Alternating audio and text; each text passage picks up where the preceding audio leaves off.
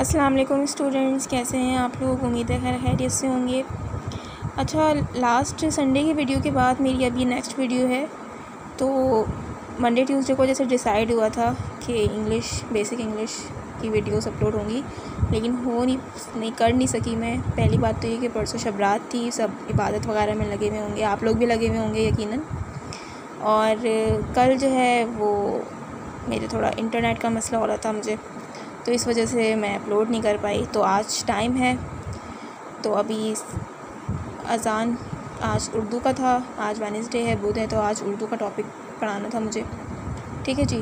تو آج ہم پڑھیں گے علامہ اقبال کی نظم اذان، ٹھیک ہے۔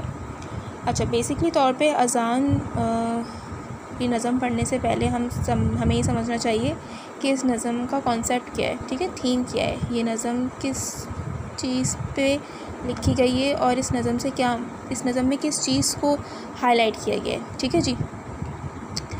تو میں پہلے آپ کو اس کا کانسیپٹ بتاتی ہوں۔ اچھا جی، بیسکلی طور پہ اس نظم میں علامہ اقبال نے انسانوں کو مخاطب کیا ہے۔ انسان سے اگر زیادہ بہتر ورڈ یوز رہے تو مسلمان، ٹھیک ہے۔ انسان اور یعنی بالخصوص مسلمانوں سے مخاطب ہوتے ہوئے انہوں نے فرمایا ہے کہ جیسے دن اور رات دونوں علیحدہ علیحدہ یعنی الگ الگ فطری تقاضے رکھتے ہیں، تو اسی طریقے سے انسان زندگی یعنی یہ دونوں چیزیں، دن اور رات دونوں چیزیں انسان کی زندگی میں بہت اہمیت کے حامل ہیں، ٹھیک ہے۔ لیکن اگر دن اور رات ان کو الگ الگ دونوں کی صفات دیکھی جائیں تو ان کے اثرات واضح طور پر انسانی زندگی میں دیکھے جاتے ہیں۔ مثلاً رات کے سکون میں خدا سے رابطہ بحال ہوتا ہے اور عبادت کے ذریعے اپنے باطن پر قبول کرنا، ٹھیک ہے، دن کے ہنگاموں کی نسبت کہیں بہتر ہے۔ یعنی انسان رات کے ٹائم زیادہ تھوڑا سینسٹیو ہو جاتا ہے، اس کو اپنے جس طرح اس نے دن گزارا ہوتا ہے وہ اس کو یاد آتا ہے کہ آج کے دن کیا ہوا، اس سے اس نے کیا سبق سیکھا، ٹھیک ہے، اور خدا سے بھی تعلق مضبوط ہوتا ہے، ٹھیک ہے جی۔ تو یہ سب دن کے ہنگاموں کی نسبت کہیں بہتر ہے کہ جب صبح کے وقت اذان ہوتی ہے تو یہ ایک طریقے سے اعلان ہوتا ہے کہ اب ہمارے دن کا آغاز ہو چکا ہے اور اب ہمیں اپنے روزگار کی تلاش میں نکلنا ہے، ٹھیک ہے۔ جیسے کہ انسان اپنے رزق اور مقاصد کی تلاش میں جا رہا ہوتا ہے، تو یہ نہیں کہ وہ صبح بہت دیر سے اٹھے، جب آدھا دن گزر جائے پھر وہ اٹھے کہ ہاں اب میرا یہ گول ہے، اب میری یہ تھیم ہے، تو اب میں اس کی طرف بڑھوں گا یا میں اب اس کی طرف جدوجہد کروں گا۔ نہیں، علامہ اقبال نے واضح طور پہ اس بات کی طرف اشارہ کیا ہے کہ اگر انسان کو اپنے مقصد کو حاصل کرنا ہے تو صبح کی اذان کا جو وقت ہوتا ہے نا، وہ اس وقت بیدار ہو اور اس وقت سے وہ کوشش کرے، نماز پڑھے، اس کے بعد وہ اپنا جو اس کو دن کا جو گول ہے کہ اس کو رزق حاصل کرنے جانا ہے، اس کو نوکری کی تلاش میں جانا ہے، اس کی کوئی جو بھی اس کی اچیومنٹ اس نے جو ڈریمز دیکھے ہیں وہ ان کو پورا کرنے کے لیے چلے، ٹھیک ہے۔ تو یہ ہے اس نظم کا کانسیپٹ، ٹھیک ہے جی۔ اب ہم ایک ایک کر کے ان کی اشعار کو پڑھتے ہیں۔ تو پہلا شعر ہے: ایک رات ستاروں سے کہا نجم سحر نے، آدمی کو بھی دیکھا ہے کسی نے کبھی بیدار۔ تو پہلے آپ اس کے الفاظ میں نے لکھیں۔ ایک رات ستاروں سے کہا نجم سحر نے، ٹھیک ہے، نجم کہتے ہیں ستارہ اور سحر کہتے ہیں صبح، ٹھیک ہے، صبح کا ستارہ۔ آدم کو بھی دیکھا ہے کسی نے کبھی بیدار، آدم سے مطلب انسان اور بیدار مطلب جاگا ہوا۔ تو اب اس کا جو تشریح ہے، اس کی جو ایکسپلینیشن ہے وہ اس طریقے سے کہ علامہ اقبال اس شعر میں لکھتے ہیں کہ ایک روز آسمان پر رات بھر چمکنے والے ستارے صبح کے ستارے سے کہنے لگے کہ ہر رات کی یوں ہی صبح ہو جاتی ہے، کیا آدم کو کسی نے علی صبح جاگتے ہوئے دیکھا؟ علی صبح کہتے ہیں صبح کا جو وقت ہوتا ہے، جاگتے ہوئے دیکھا، ٹھیک ہے۔ ایک کویشچن کرنے لگے، یعنی رات کے جو ستارے ہیں وہ صبح کے ستاروں سے یہ کویشچن کرتے ہیں کہ ہر رات کے بعد یوں ہی صبح ہو جاتی ہے، کیا کبھی کسی نے کسی انسان کو دیکھا، ان ستاروں نے کسی ایسے انسان کو دیکھا جو صبح اٹھتا ہو ٹھیک ہے، جس نے صبح ہونے کا نظارہ دیکھا ہو. ٹھیک ہے، تو یہ پہلا جو شعر ہے یہ کوشچن میں ہے. ٹھیک ہے، کوشچن بیس ہے. اچھا، اب دوسرا شعر ہے. کہنے لگا مریخ ادائے فہم ہے تقدیر، ہے نیند ہی اس چھوٹے سے فتنے کو سزاوار. اب سب سے پہلے آپ اس کے الفاظ میں نے دیکھیں. ادائے فہم مطلب بات کو سمجھنے والا. ٹھیک ہے، سمجھدار. مریخ ایک قسم کا سیارہ ہوتا ہے، پلانٹ. ٹھیک ہے جی. فتنہ کہتے ہیں، ہوتا ہے نا فتنہ، نہایت ہی فتنہ پھیلانے والا شریر، یعنی اس میں فتنہ ایک طریقے سے انسان کو کنسیڈر کیا گیا ہے. سزاوار، لائق. ٹھیک ہے، اب اس کے کوشچن کے جواب میں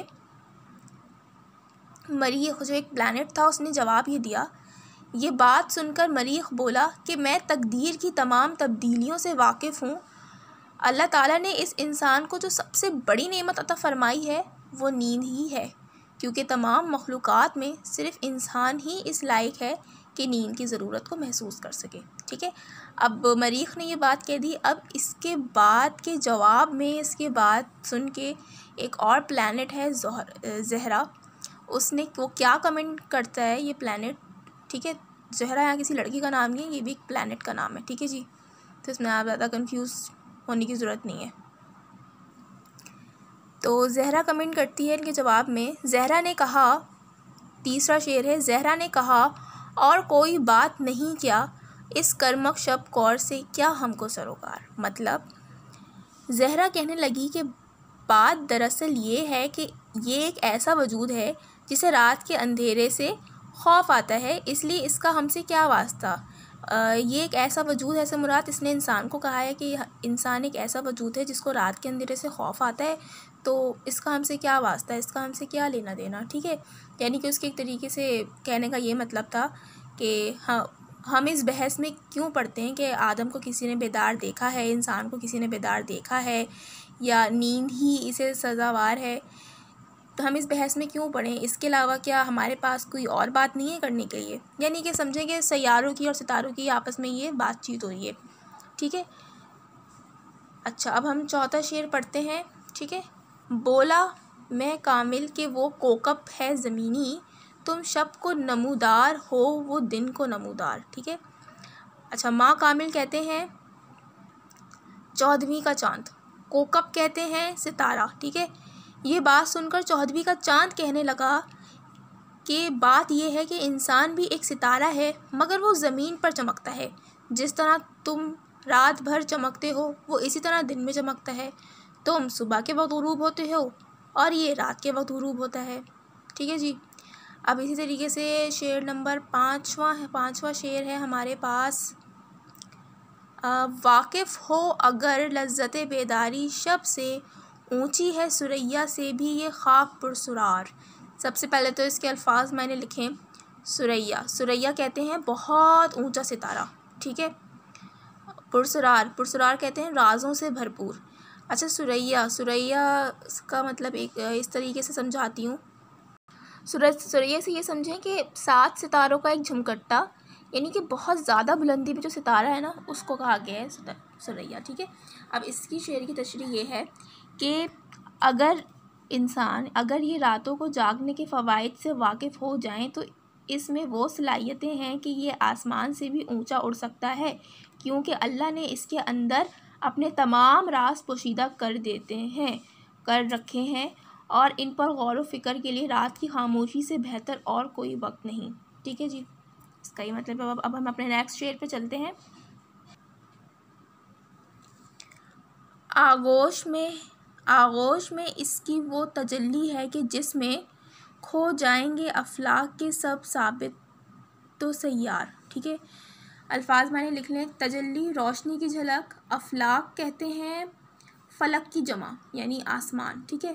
ثابت و سیار کہتے ہیں گردش کرنے والے یا ٹھہرے ہوئے ستارے. تو اس کی تشریح یہ ہے کہ یہ انسان اس قدر وسیع ہے، یعنی انسان اس قدر وسیع ہے کہ جس کی کوئی انتہا نہیں. اس کا اندرون خدا کے نور سے روشن ہے، اور اس روشنی کی کرن میں وہ قوت ہے کہ تمام چاند، سورج اور ستاروں کی چمک اس کے آگے ماند پڑ سکتی ہے. یعنی انسان کے اندر اللہ تعالیٰ نے جو صلاحیتیں رکھی ہیں، جو اس کے سوچنے کی تھاٹ ہے، جو اس کے محسوس کرنے کی تھاٹ ہے، جو اس کو دنیا، اس کے جو اندر جو اللہ تعالیٰ نے جو نظریات رکھے ہیں وہ اتنے پر نور ہیں کہ ان کے آگے چاند، سورج کی روشنی سب ماند پڑ گئی. ٹھیک ہے، آئی ہوپ کہ آپ کو اس کی تشریح سمجھ میں آئی ہوگی. ٹھیک ہے، اب اپنی لاسٹ پہ ہم چلتے ہیں.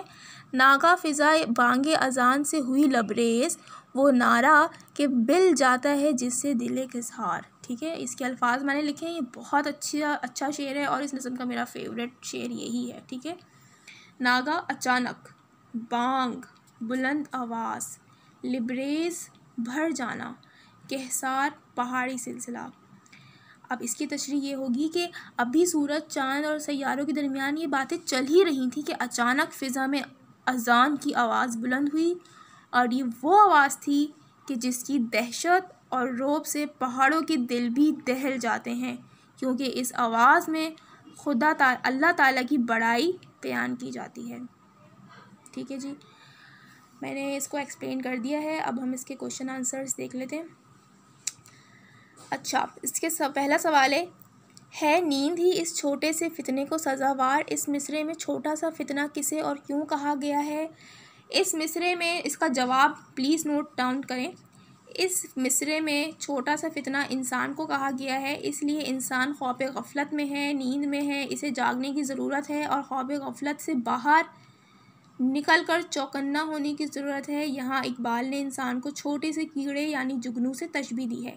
اب ہمارا دوسرا سوال یہ ہے کہ اس نظم کا بنیادی خیال کیا ہے. ٹھیک ہے، تو اس نظم کا بنیادی خیال یہ ہے کہ اس نظم میں یہ بتایا گیا ہے کہ انسان غفلت میں ہے، اسے جاگنے کی ضرورت ہے. مسلمان قوم بہادر اور اثار قربانی کے جذبے اور ایمان کے جذبے سے سرشار ہیں.